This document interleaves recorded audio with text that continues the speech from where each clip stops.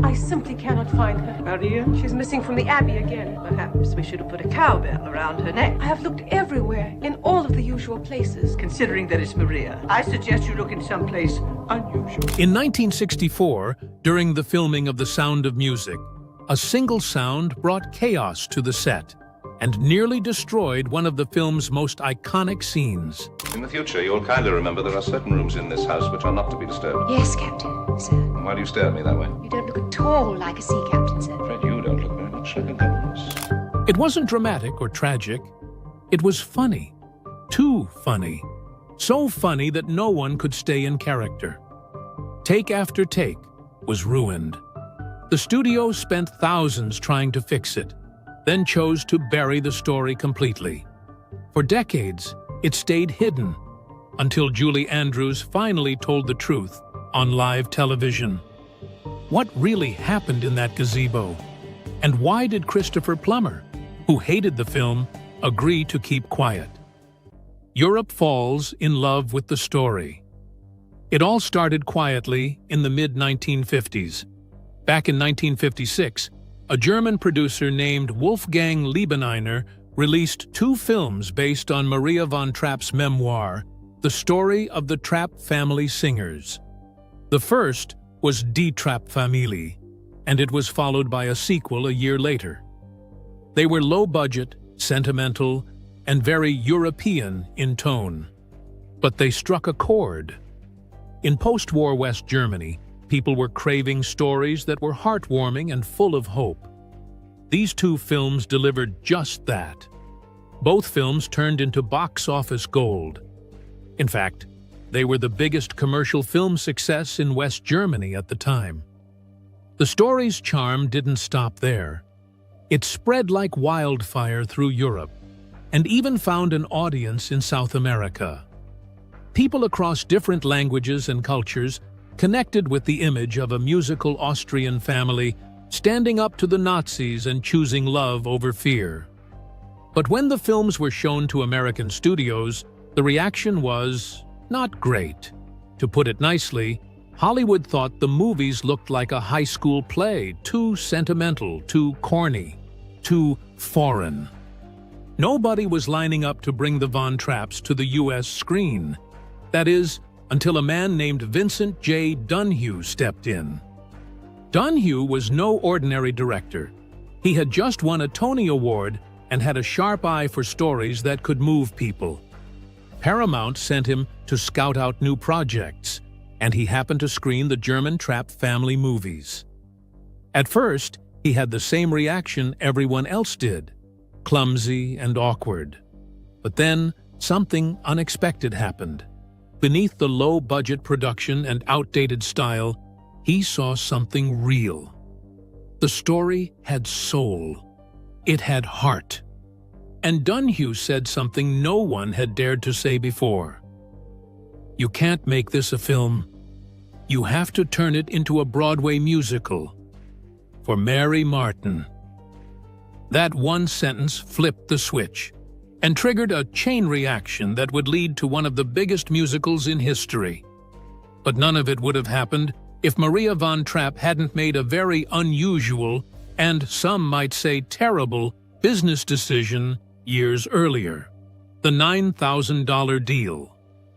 Maria von Trapp was no Hollywood insider. She had no agent, no lawyers looking out for her. She was just trying to support her family. So, when German filmmakers came knocking in the early 1950s asking to buy her life story, she said yes, for a one-time payment of just $9,000. Now, that might sound small. And it was. Even in 1950s money, it wasn't much. Adjusted for today, it's about $104,000. Not bad for a quick deal, but a tiny fraction of what was coming down the line. And to make things worse, Maria had unknowingly signed away more than she realized. Hollywood came calling later, offering to buy the title of her book, hoping to skip the rights issues and just adapt a story inspired by it. But Maria stood her ground. She insisted that if her family's story was going to be told, it had to be told truthfully, and in full. No cherry-picking. By the late 1950s, Mary Martin, the biggest Broadway star of the era, and her husband, Richard Halliday, were determined to bring the Von Trapp story to the stage. As it turned out, Maria Von Trapp was deep in the jungles of Papua New Guinea, doing missionary work with Father Franz Wasner, the family's longtime musical director. They had no phones, no internet, just handwritten letters. And those letters? Maria didn't even open them. Every time they arrived at a new mission post, a pile of mail would be waiting, often with letters from some couple in America trying to talk to her about Broadway. She tore them up, literally. Maria wasn't interested in showbiz. She was focused on serving people in remote villages, running clinics, teaching music, and living simply. Broadway was the last thing on her mind. But then something unexpected happened. When Maria and Father Wasner finally returned to the U.S. by ship, they docked in San Francisco, and waiting for them at the pier was none other than Richard Halliday. He handed Maria 2 tickets to see his wife perform in Annie Get Your Gun. Maria agreed to go, probably just to be polite. But what she saw on that stage blew her away. Mary Martin was charming, powerful, and magnetic. Maria was moved, but still had bad news to deliver. She explained she had already sold the film rights to the Germans years ago. That door was technically closed. Still, she gave the couple a surprising green light. "You're welcome to give it your best shot," she told them. That one chance, one casual okay from Maria, would kick off one of Broadway's biggest legends. The gamble that paid off. When producers first got serious about turning Maria Von Trapp's life into a stage musical, they had a very different plan. The idea was to mix traditional Austrian folk songs, like the real tunes the Trapp family sang in concerts, with just a few new songs to help tie the story together. Think a little Broadway flavor sprinkled over old European charm. But when they approached Richard Rodgers and Oscar Hammerstein to write just 1 or 2 songs, the legendary duo didn't hold back. Rodgers and Hammerstein basically said, "Thanks, but no thanks. Either we write the whole thing, or we're out." They didn't want their work clashing with old Austrian ballads. It was all or nothing. And that moment changed everything. The producers hit pause. Rodgers and Hammerstein still had to finish Flower Drum Song, so the new project was shelved temporarily. But when they finally returned to the Von Trapp story, they rewrote the entire concept from scratch, with all original songs. And not just any songs. We're talking about classics like My Favorite Things, Do Re Mi, Edelweiss, and Climb Every Mountain, songs that the world still sings today. Then came opening night, November 16, 1959. The curtain rose at the Lunt-Fontanne Theater on Broadway with Mary Martin as Maria and Theodore Bikel as Captain Von Trapp. The production cost $400,000 to stage, a hefty budget back then. But the buzz was electric. Ticket sales exploded, eventually raking in over $232 million in advanced bookings alone. Let that sink in. Over $232 million, before most people had even seen the show. Mary Martin barely took a day off. She only missed 1 performance in the entire run. The show ran for 1,443 performances, nearly 4 years, before closing in June 1963. But by the summer of 1960, something else started heating up. A bidding war for the movie rights. Studios knew this wasn't just a hit. It was a phenomenon. 20th Century Fox came out on top, shelling out $1,250,000 for the rights, which would be more than $13 million in today's money. That was a shocking number, especially for a studio in deep trouble. Why? Because Cleopatra, Fox's previous big-budget epic, had nearly destroyed them. It went $15 million over budget and took down careers with it. Fox was bleeding money. So when they bought the rights to The Sound of Music, people thought they were crazy. But the contract had one sneaky little clause. If the film made more than $12.5 million, Rodgers and Hammerstein's estate would get 10% of the profits. Co-writer Howard Lindsay literally laughed at it. He didn't think the movie would get anywhere near that number. He couldn't have been more wrong. And now we get to one of the biggest what-ifs in Hollywood casting history. Julie Andrews' Revenge, Hollywood's big mistake. By the early 1960s, Julie Andrews had already conquered the stage. She was beloved for her role as Eliza Doolittle in My Fair Lady on Broadway. Her voice was stunning, her charm undeniable. But when it came time to turn My Fair Lady into a film, Hollywood turned its back on her. The studio heads said she wasn't camera-ready. In other words, they thought she wasn't glamorous enough for the big screen. So instead of casting the woman who made the role famous, they chose Audrey Hepburn, a move that stunned Broadway fans. Audrey was elegant, sure, but she couldn't sing like Julie. In fact, most of her songs in the film had to be dubbed. Julie was devastated. She had carried My Fair Lady for years, only to be passed over at the biggest moment. It was the kind of snub that could have ended a career. But fate had other plans. Around that same time, director Robert Wise was looking for someone to play Maria von Trapp in The Sound of Music.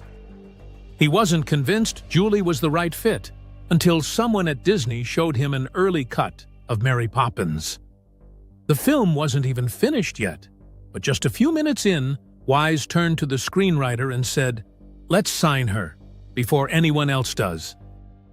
Julie was offered the role of Maria for a flat fee of $225,000. In today's money, that's about $2.28 million. It was a decent paycheck for a rising star, but here's the catch.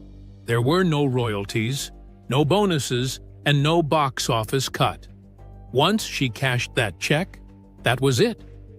Meanwhile, Mary Martin, who had played Maria on stage, had negotiated a very different deal. She earned more than $8 million from her share of the Broadway profits. Fox didn't think Andrews was a big enough star to deserve a back-end deal. That decision would come back to haunt them, because Mary Poppins turned out to be a smash hit. Julie Andrews not only proved the studio wrong, she won an Oscar for Best Actress. And when she accepted the award, she did something cheeky. She thanked Jack Warner, the very man who had rejected her for My Fair Lady. It was a sweet, subtle form of revenge, and the audience loved it.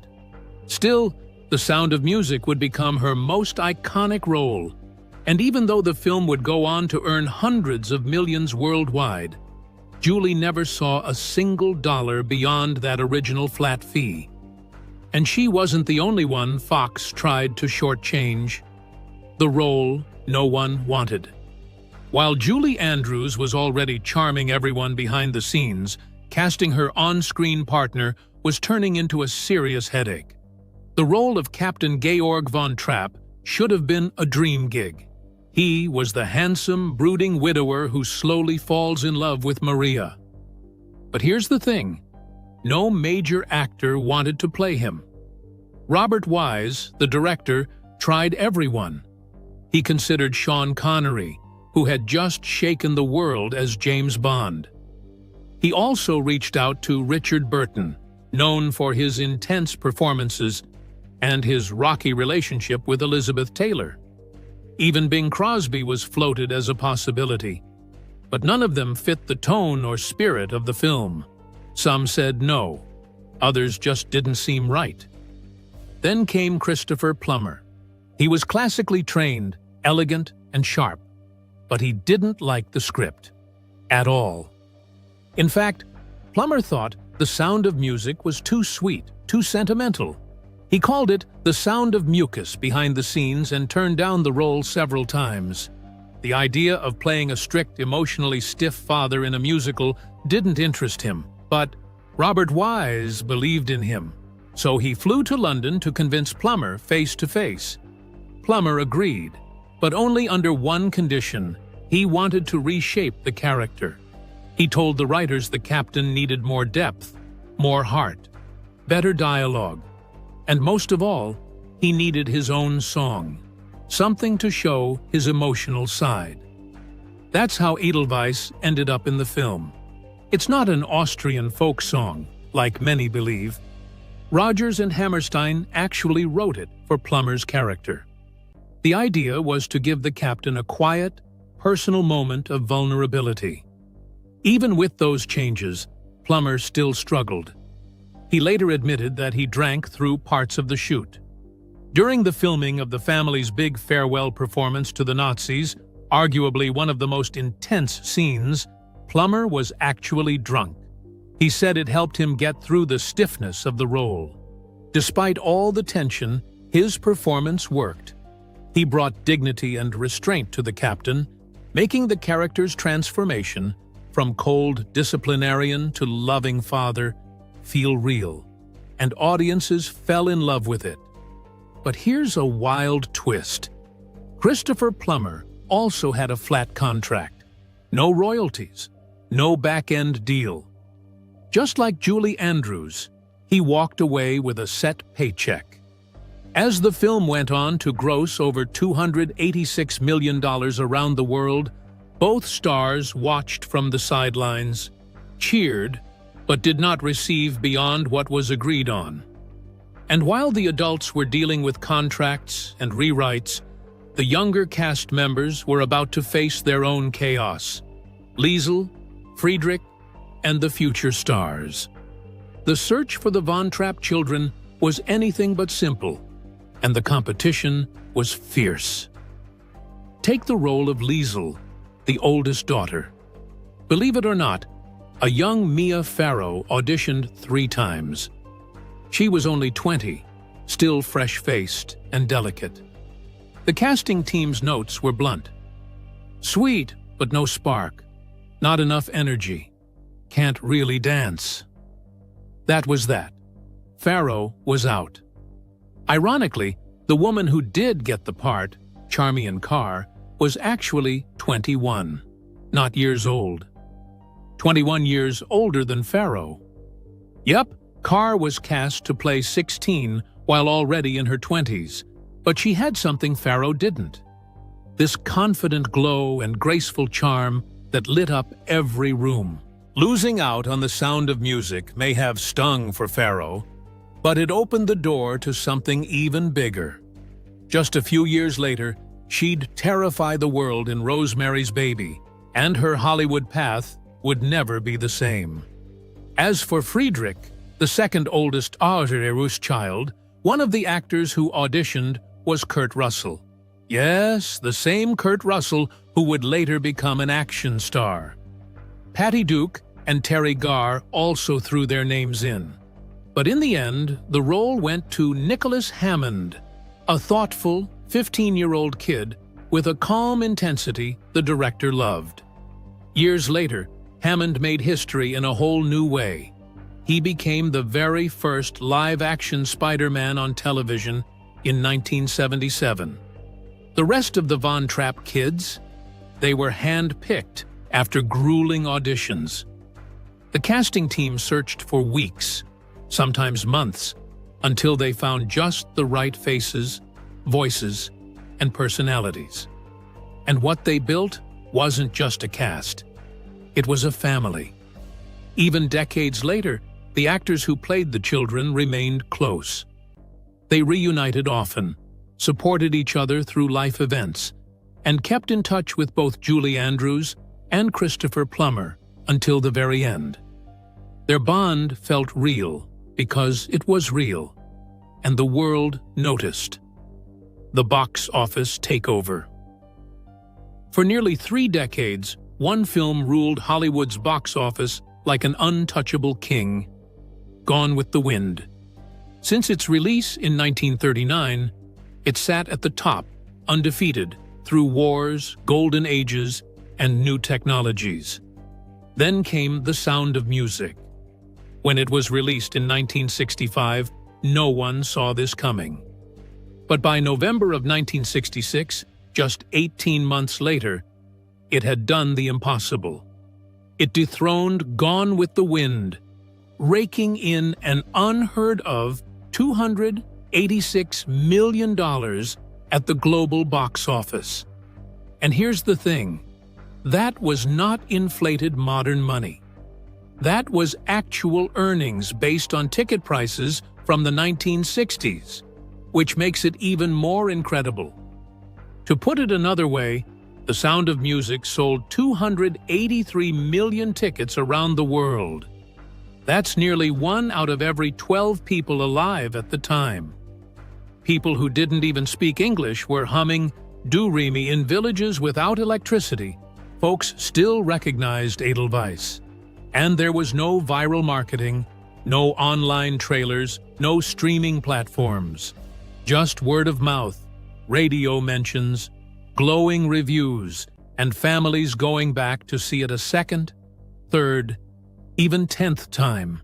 It became more than a film. It became a global phenomenon, a moment in history that people shared, regardless of country, language, or age. And then came the cherry on top, the Oscars. The Sound of Music swept the Academy Awards, winning 5: Best Picture, Best Director, Best Sound, Best Editing, and Best Score. Director Robert Wise, who had already made waves with West Side Story, proved that lightning could strike twice. This wasn't just a fluffy musical anymore. Critics had to admit it. It was art. Every technical detail, every beat of editing, every soft piano note and crisp footstep was noticed and honored. However, what people didn't notice, what they were never supposed to know, was the chaos behind one of the film's most romantic scenes. The gazebo scene disaster, the forbidden scene. The gazebo scene between Maria and Captain Von Trapp is one of the most beloved romantic moments in movie history. You know the one: soft moonlight, quiet music, a slow kiss as they finally confess their love. But what you don't know is this: the scene was a complete disaster to film. The problem? The lights. Specifically, the massive carbon arc lights used to simulate moonlight. These were industrial machines, bright, hot, and loud, really loud. And not just any kind of loud. They made a noise that sounded exactly like a fart, a long, wet, flat raspberry. Every single time Christopher Plummer leaned in to kiss Julie Andrews, over and over.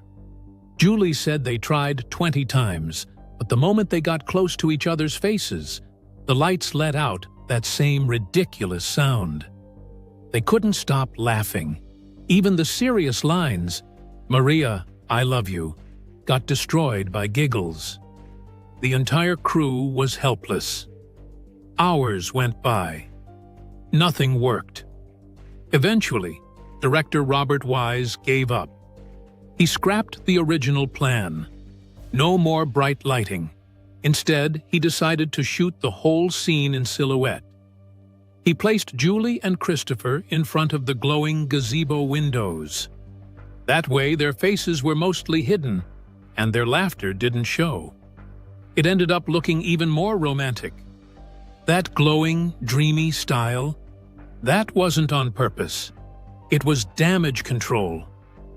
And the studio? They didn't want anyone to know. 20th Century Fox clamped down hard. Cast and crew were warned not to mention the noises, the laughter, or the failed takes. For years, fans believed the scene had gone off without a hitch. The truth only came out decades later, when Julie Andrews finally told the story on a talk show. She laughed, remembering it. It's very hard to be nose-to-nose doing a love scene and having these awful raspberries coming at you from below. But while the audience laughed, no one knew that Plummer himself was carrying a much heavier secret. Plummer's private misery. Christopher Plummer might have looked calm and collected on screen, but behind the scenes, he was deeply unhappy. He despised the sound of music. He called it gooey, mocked it as the sound of mucus, and even referred to it in interviews as just S&M. To him, the movie was overly sentimental, totally out of sync with the serious, challenging roles he wanted to play. And it showed. Plummer often isolated himself during filming in Salzburg. He once said the picturesque city felt more like a prison of sentimentality than a European getaway. Part of that was his own doing. He drank a lot and later admitted to gaining weight from all the rich food and alcohol. Still, he showed up, always professional, even when he was drunk, which he openly confessed to in later years. He said some scenes were filmed while he was 3 sheets to the wind, including one of the most emotional moments in the movie. But somehow, in the middle of all his resentment, Plummer gave a performance that would become iconic. The drunk scene that made everyone cry. There's a moment in the film that gets everyone emotional. When Captain Von Trapp sings Edelweiss with tears in his eyes during the festival. It feels so real, so heartfelt. But here's the twist. Christopher Plummer was completely drunk when they filmed it. He confessed in his 2008 memoir, In Spite of Myself, that he had been drinking heavily that day. He called himself a young and arrogant bastard who had no real connection to the film's sentimental tone. And yet, he managed to deliver a performance that moved millions. And that's the irony. The scene many fans point to as proof of his character's emotional transformation was carried by an actor who could barely stand straight. Hollywood magic at its finest, or its most bizarre. But that wasn't even the biggest blow to his pride. The voice that wasn't his. You know those scenes where Captain Von Trapp sings? Yeah, that's not Plummer singing. At least not most of the time. Turns out, the high notes and extended vocal parts were performed by Bill Lee, a professional singer who also did vocals for Disney movies like Sleeping Beauty and Mary Poppins. Plummer's speaking voice was used for transitions and dialogue, but when the real singing kicked in, especially in Edelweiss, Lee took over. Plummer was furious. He felt the decision undermined his performance. But the producers didn't think he could pull off the vocal demands, and they weren't taking chances. Ironically, most fans never noticed. Lee's voice blended so seamlessly that people still believe they're hearing Plummer sing. By the time the movie came out, Plummer was so annoyed he could barely say the film's name without an eye roll. But decades later, he admitted the film had charmed him in the end. It just took a few decades, and a lot of time away from the spotlight, for him to see the impact it had on the world. And while Plummer was quietly battling his own demons, things on set were getting dangerously real for others too. The day little Gretel almost died. Filming in Salzburg wasn't just emotionally draining, it was physically dangerous. During the boat scene where the Von Trapp children fall into the lake, 5-year-old Kim Karath, who played little Gretel, nearly drowned. Here's what really happened.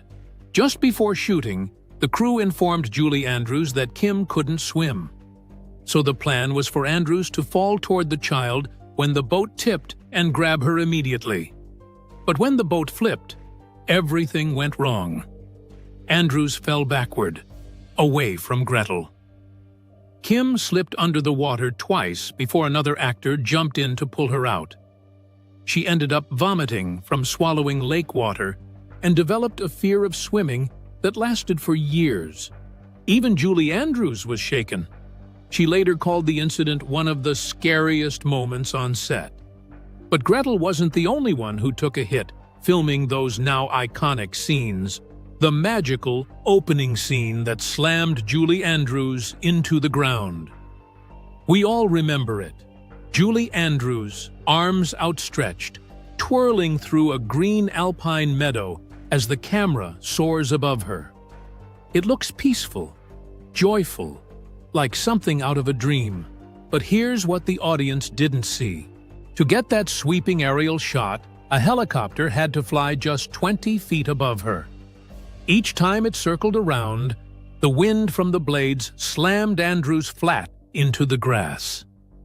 She was knocked over again and again, at least 6 or 7 times, and had to keep getting up, brushing off dirt and smiling like nothing happened. She later joked in interviews that she was almost launched into Austria. The scene looked magical, but filming it felt like a full-body tackle from the sky. A beautiful disaster in Salzburg. Filming in Salzburg looked like a dream. Rolling hills, perfect meadows, fairy tale castles.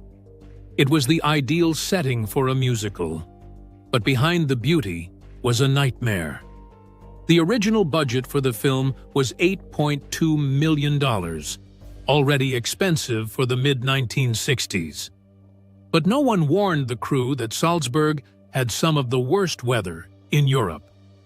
1964 turned out to be one of the wettest years on record. Director Robert Wise thought they could wrap up location shooting in 6 weeks. It ended up taking 11. Rain delays brought everything to a standstill.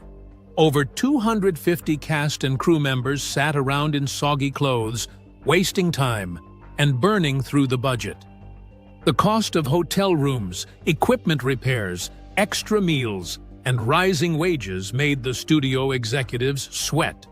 Fox was already reeling from the disaster that was Cleopatra, and now this cheerful little musical was threatening to blow up just as badly. One studio insider even whispered, "This movie might be the end of us." But there was one more unexpected shakeup that made things even riskier. The director who walked away.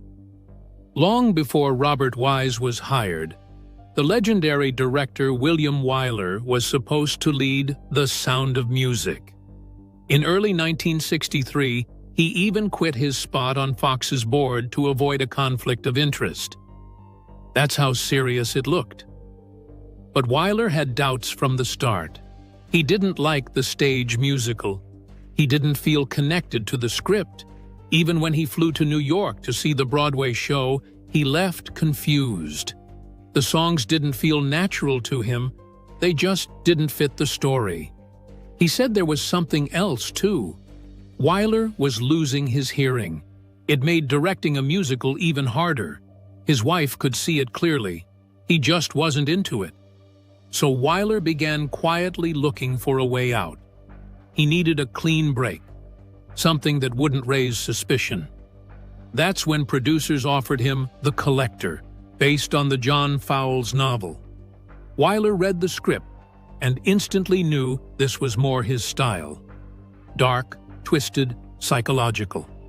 He asked the Zanuck family, who were running the studio, to release him from his Sound of Music contract.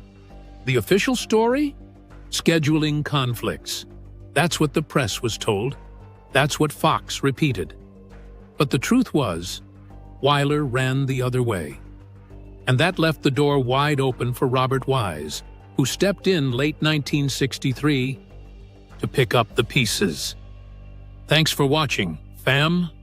If you enjoyed this video, be sure to like and subscribe to our channel. Check out the next video that pops up on your screen.